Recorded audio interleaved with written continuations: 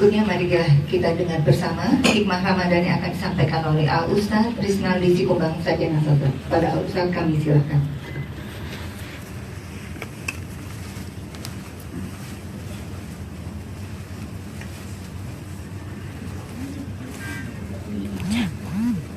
Bismillahirrahmanirrahim.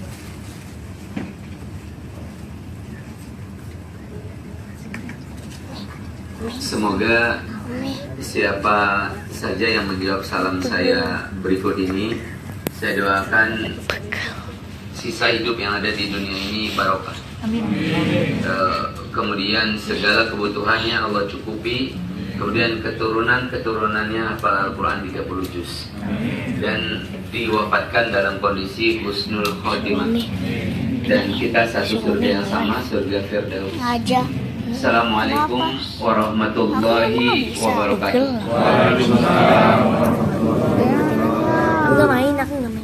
Alhamdulillahirabbil alamin. Allahumma shalli ala Muhammad wa ala ali Muhammad. Rabbi ishrah li sadri wa yassir li amri wa hlul 'uqdatam min lisani yafqahu qawli. Bapak semuanya, wabil khusus Pak Jenderal Joko dan tim semuanya, semoga Allah berkahi wasidik ini.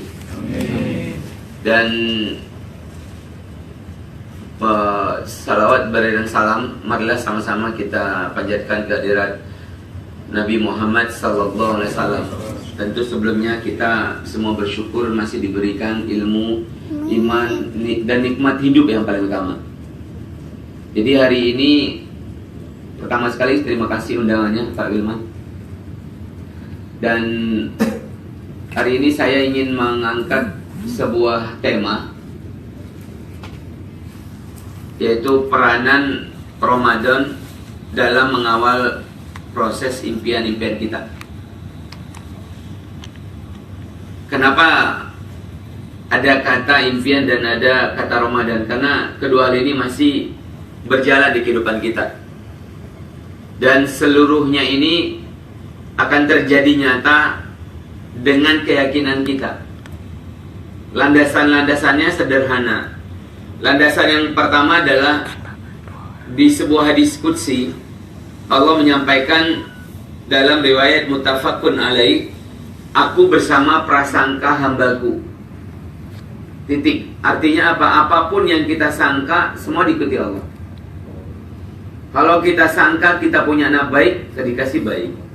Kalau kita sangka anak kita agak bandel, dikasih bandel. Kenapa? Karena Allah bersama prasangka hambanya. Dan itu konteksnya benar-benar 100%. Kami pun membuktikannya dalam kehidupan ini. Mari sama-sama kita hanya bercerita hari ini, Pak. Mudah-mudahan bisa menginspirasi. Yang pertama sekali, ketika saya katakan saya orang biasa, tidak ada keturunan kiai atau orang pondok pesantren, tidak ada. Orang-orang biasa, dan gelar gelar nama saya juga sarjana sastra. Walaupun aslinya tahun 92 kemarin saya sudah lulus di IAIN jurusan bimbingan penyuluhan masyarakat, Fakultas Dakwah di IAIN Sumatera Utara. Dan saya tidak ambil karena saya berkata waktu itu, masa saya jadi ustadz? Nggak mungkin lah, nggak cocok gitu. Gitu saya bilang. Akhirnya saya ngambil sastra, bermain teater, ngajar dan lain-lain. Tapi perjalanan hidup mengajarkan, ya memang kalau memang sudah orang tua saya, ayah kandung saya almarhum bilang, anakku harus dari masjid ke masjid. Itu pesan almarhum ayah. Dan saya terperangkap dengan impian beliau. Dan saya mempelajari, ternyata memperangkap anak dengan impian kita itu dahsyat gitu. Kembali lagi ke cerita saya tadi, tahun 93 saya melihat seorang gadis cantik, jilbabnya panjang, sementara saya dari kalangan biasa. Di hati saya ngomong, dia harus jadi istri saya. Harus. Jadi mulai dari mana? Dari ujung rambut sampai ujung kaki, saya sebut nama dia. Nama dia Nurmaini, Nurmaini, Nurmaini, Nurmaini, Nurmaini. Semua, setiap apapun yang saya pikirkan dia. Akhirnya dia jadi istri saya, benar Pak? Ini puasa Pak. Jadi begitu saya targetkan, dia jadi istri saya. Dan saya target tidak boleh anaknya cuma 2. Alhamdulillah dari beliau saya dapat 5 anak. Nah itu dari beliau saya dapat 5 anak dan 1 saja. Saya 1. Kakak di mana seragam? Kalau teman saya bilang ini istri muda saya. Loh kok gitu? Iya, istri yang selalu muda di hati saya. Belum ada yang Jadi waktu itu saya dalam pikiran, ini kan setelah menikah akan punya anak, ya Pak ya. Nah dalam berpikir mau punya anak, tentu kita berharap anak ini jenis kelaminnya apa. Masuk lagi tadi ya diskusi tadi, apa yang kita pikirkan akan jadi kenyataan.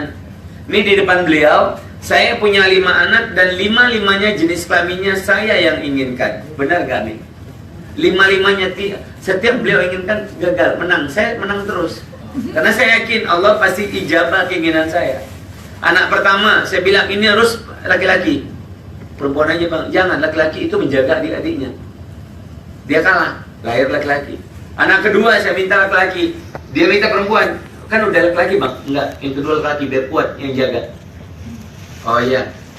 Kemudian anak kedua meninggal di Bandung.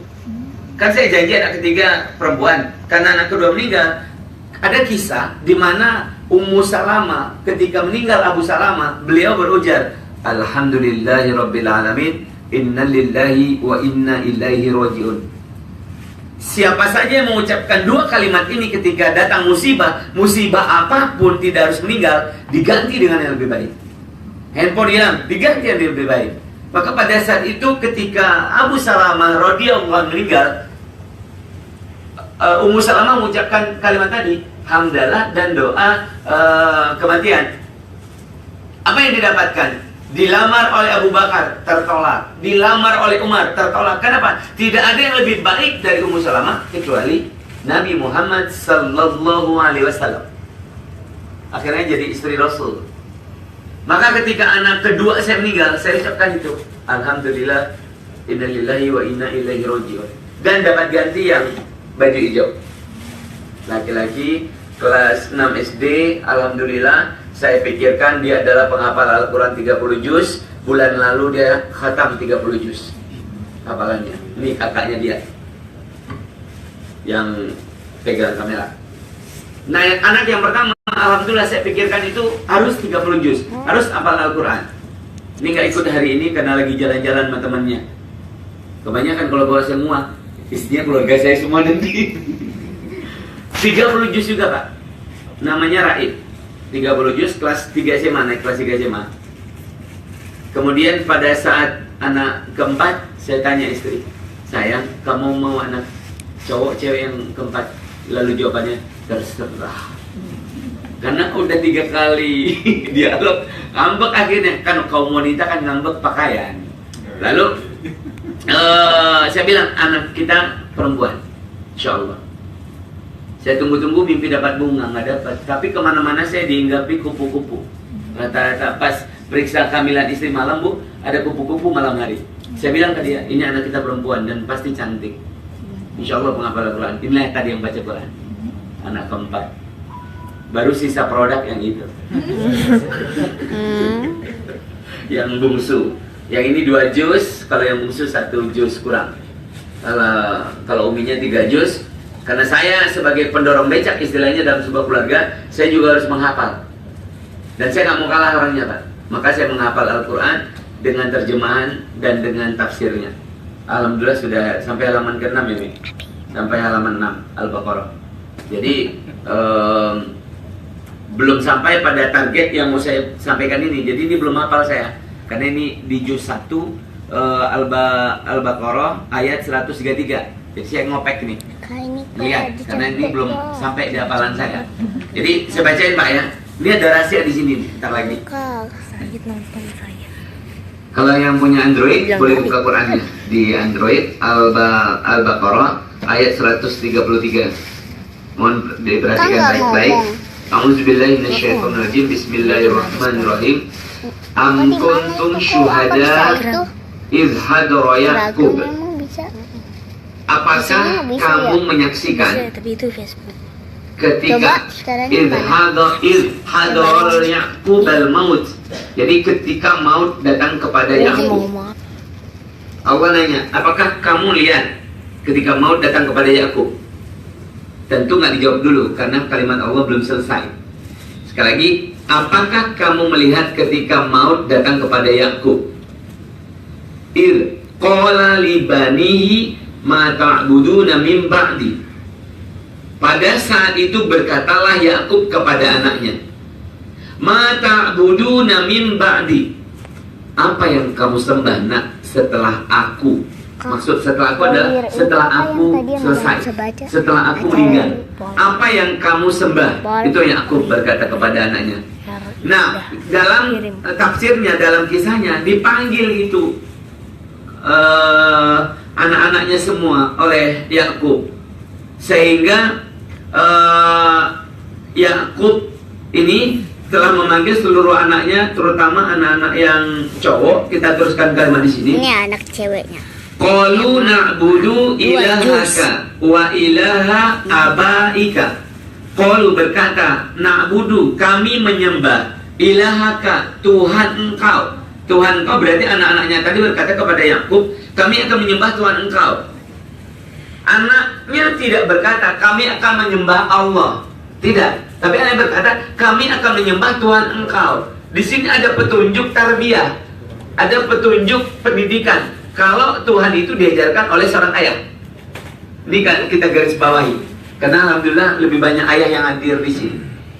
Kemudian qalu na'budu ilahaka wa ilaha abaaka.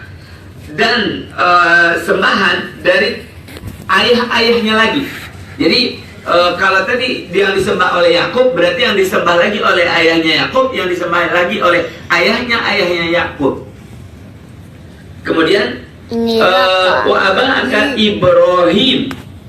Berarti Ibrahim ke atasnya lagi. Wa Ismail, anak Ibrahim ada Ismail. Wa Ishak. Berarti Ibrahim punya anak Ismail, ada Ishak. Ada berapa nama laki-laki di sini? Yakub, Ibrahim, Ismail, Ishak. Satu keluarga. Tiga apa? Tiga yang belum disebut. dia kan udah ada satu. Ilahaka ilaha wahid, yaitu Tuhan yang maha satu, yang esa.